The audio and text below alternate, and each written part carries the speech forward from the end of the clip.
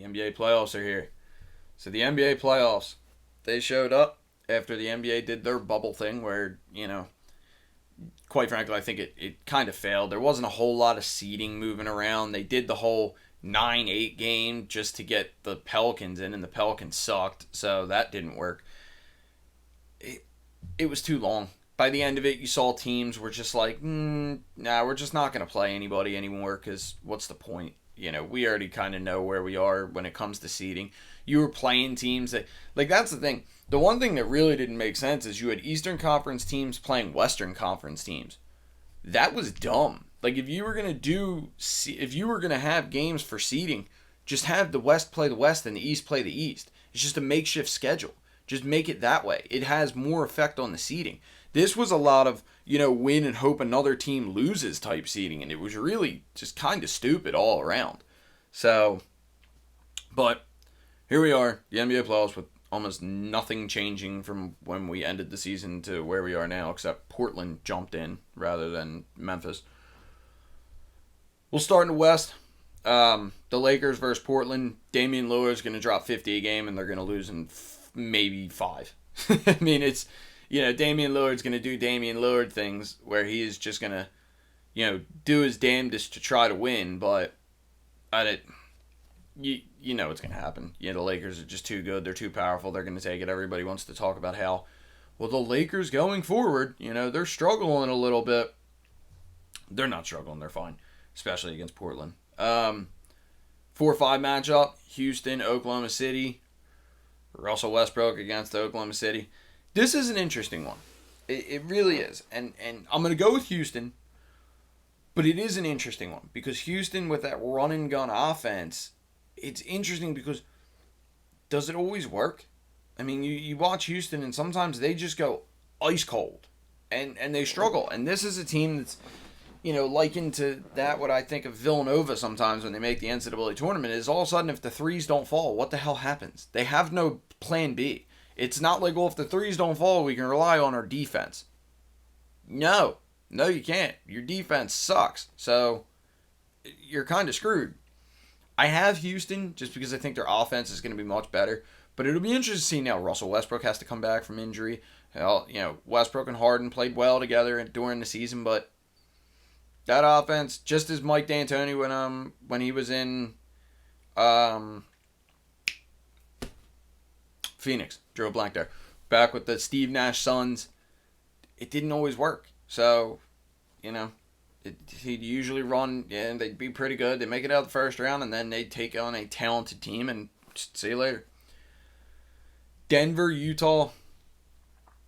I think the Nuggets are going to win. I think that one of the biggest stories going into this bubble, which is crazy because it's like the first big story out of Utah ever, is Rudy Gobert and Donovan Mitchell and how it's like, hey, no, we're going to put it behind us for the betterment of the team.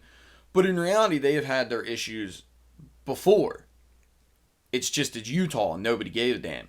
Now, Rudy Gobert basically gave everybody COVID in the Utah locker room. Well, not everybody. He gave Donovan Mitchell COVID in the Utah locker room and was joking around and, touched everything. There's the video of him after, they said he had some type of symptoms. He touched all the microphones in front of him and walked out. And it's like, really, asshole? Really? Okay.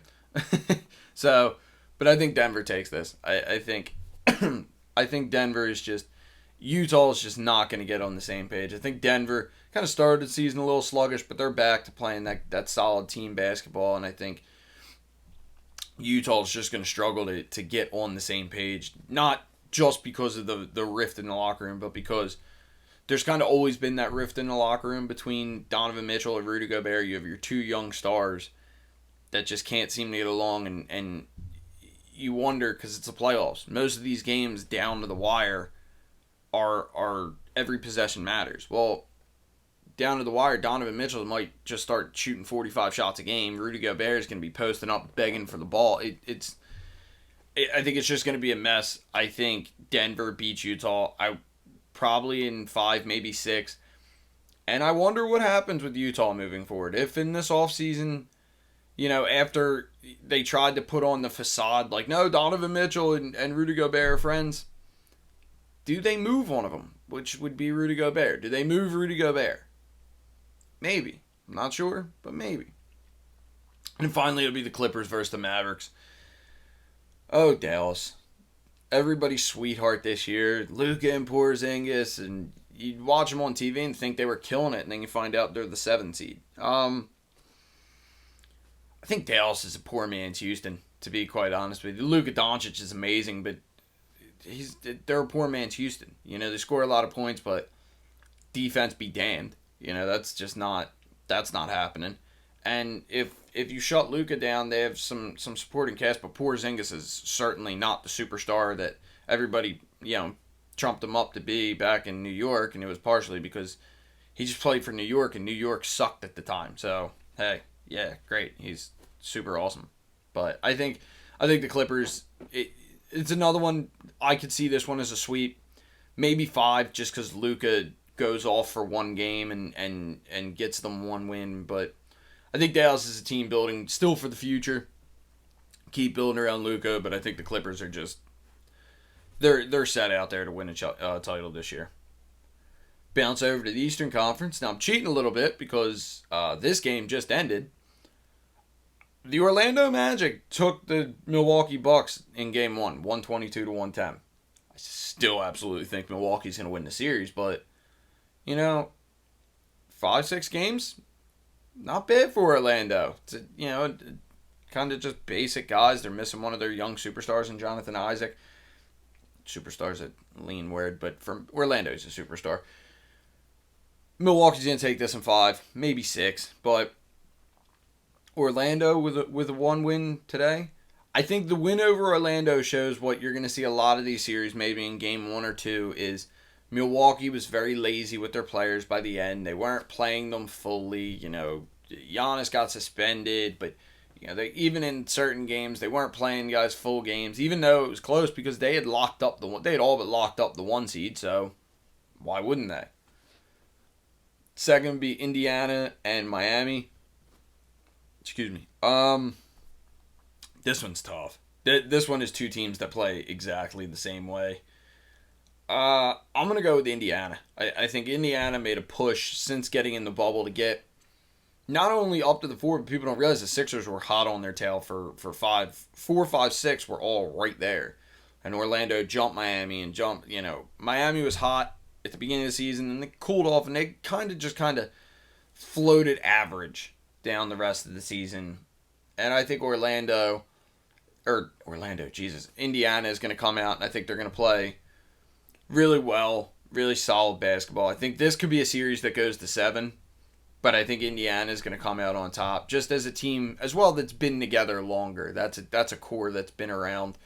Whereas you have Jimmy Butler fresh in Miami, Tyler Hero, stuff like that. And it'll be also interesting to see if they lose in the first round. Does Jimmy Butler chastise the locker room because ain't nobody else coming in here at 2 in the morning? No, Jimmy. Nobody has to come in there at 2 in the morning to score 21 points a game. So, the Boston Celtics versus my hometown Philadelphia 76ers. Please, Boston, sweep them. Please sweep them. I got them, Boston winning in 5 because Embiid will win 1 game. But for Philadelphia, please sweep the Sixers so Brett Brown gets fired. Brett Brown should have been fired 2 years ago.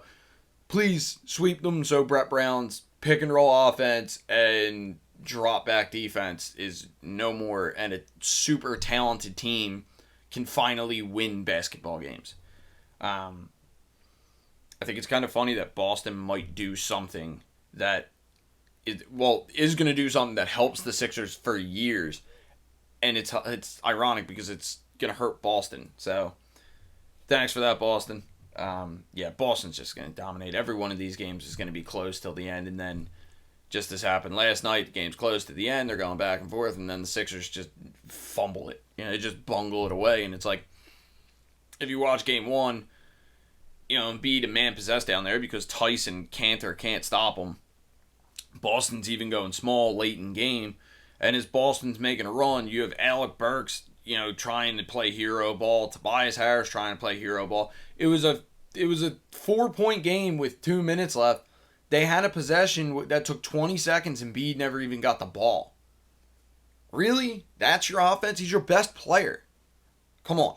So, Boston in 5. Just take out the Sixers. Send Brett Brown back to Australia or Maine or the Israeli League because I don't think he should be coaching the NBA. Toronto and Brooklyn. Toronto. By the way, credit to Brooklyn. Granted, the Eastern Conference wasn't like the West. The Eastern Conference, not a whole lot of teams were really running to make the playoffs. But credit to Brooklyn because they lost everybody. They had already lost. People tend to forget. Technically, Kyrie Irving and Kevin Durant are players for the Brooklyn Nets. But they're not. And they missed more players had left. So they're not playing. But Brooklyn just kept plugging along. Got the 7th seed. Didn't let Magic catch them. They got smoked by Toronto last night. But, hey. Great job. Going to the second round of the Western Conference. You have the Lakers. You have Houston. It's going to be the Lakers. But a weird part of me wants to pick Houston. And that, as crazy as that sounds, as insane as it is, and I am going to pick the Lakers because I'm not that bold. A weird part of me wants to pick Houston. There's just something about the Lakers right now that they don't seem to have it all together. And I don't know if with Anthony Davis, LeBron is going to play hero ball or could play hero ball. Maybe Anthony Davis tries to play hero ball. I don't know, but it's going to be interesting. It's going to be an interesting matchup. These two teams played each other in the bubble already. Houston won without Russell Westbrook as well, so we'll see. But I would go with the Lakers, but I would say probably about 6 games. I think Houston's going to give them a run. I think there's going to be a time in the series, if Houston does win, there's going to be a time in the series where people are looking at Houston and going, are they going to win? Are the Houston Rockets really going to beat the Lakers? Which, by the way, I would love, because there's nothing better than watching ESPN panic because the Lakers didn't make it. You got Denver. You got the Clippers. It's the Clippers. Denver's a good team. Denver's one of those teams they're consistently really good in the Western Conference. But in the NBA especially, you need those superstars.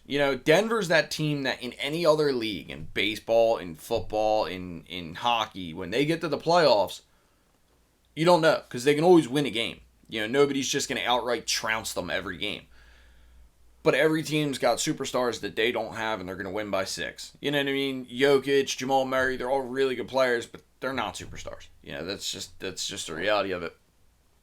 So, I think the Clippers take that probably in 5, actually. I don't think it's going to be a long series, but I think each game is going to be competitive. So I think the Clippers would take them out pretty easily, barring any injuries. The Clippers would take them out pretty easily, but if you look at each game, it'll be like a 4-point game or a 6-point game. They'll always be in each game, just not enough to put them over.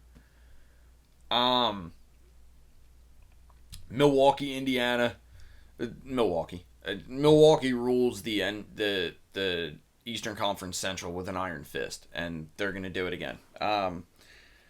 It's just one of those things.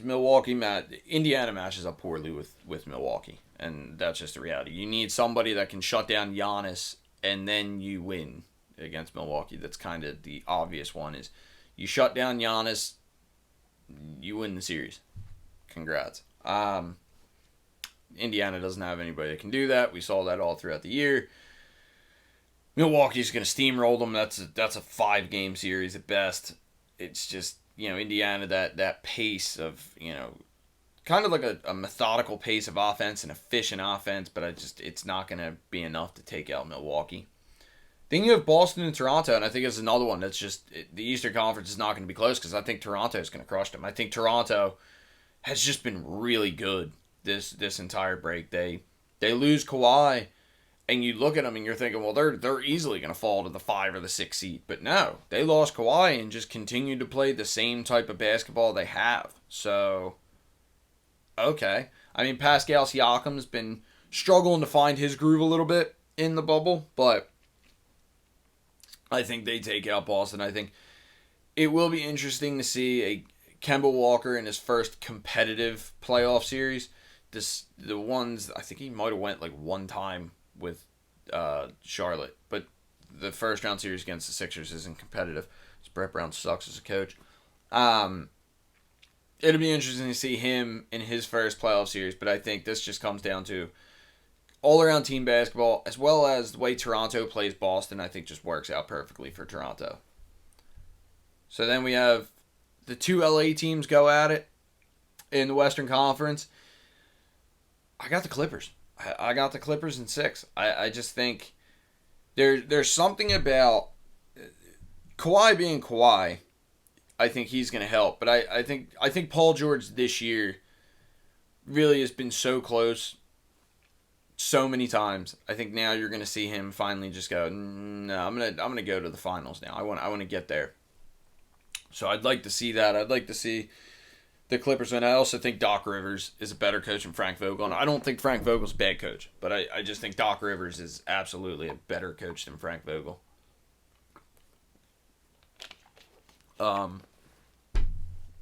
LeBron is going to try to LeBron it. You know, he's gonna try to play his all, but the issue LeBron's going to have is the Clippers have 2 power forwards that can defend them.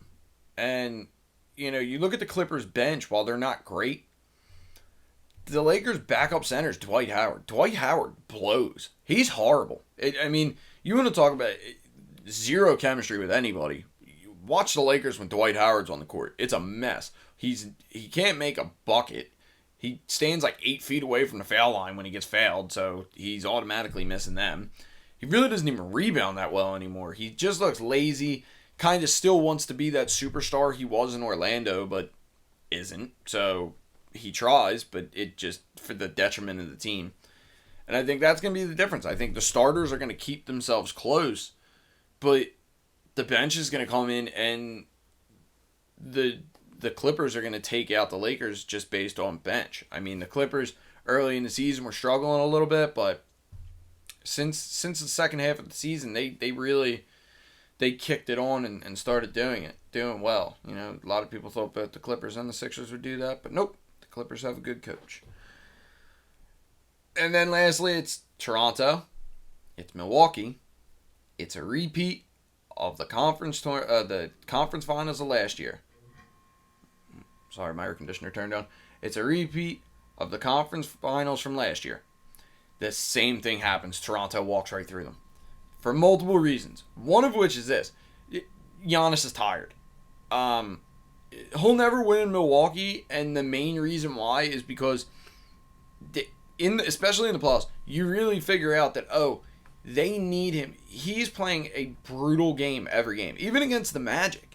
In reality, this win by the Magic today has helped every team along the way that has to face them, because it's almost like a pitch count in baseball. This guy's only got so many games he can play until it just starts wearing down, and you see it every time. You saw it in the Boston series 2 years ago. You saw it in the Toronto series last year. By the time they finally get to the end of the playoffs, he's beat. He's had it. He's exhausted.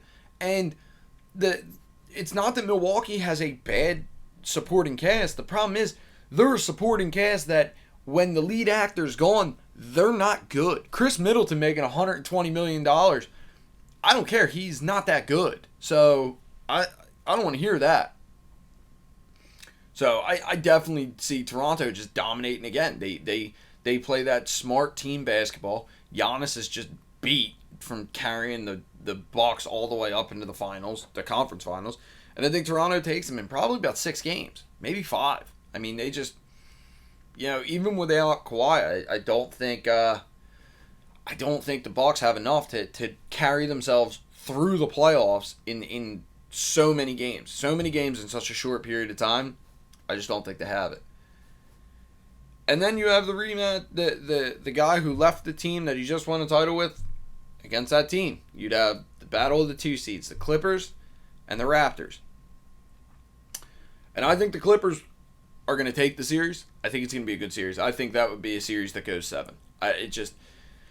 There's something about the Raptors that in games that they lose, you think the series is over. You go back to last year, the Sixers-Raptors series that was, way more competitive that everybody tends to think was the Eastern Conference Finals because everybody forgets the Bucks just got steamrolled by them. But that 7-game series, the Raptors would kind of just fade in and out. They would play like world beaters, then they'd be terrible, then they'd play like world beaters, and they'd be terrible. It was crazy.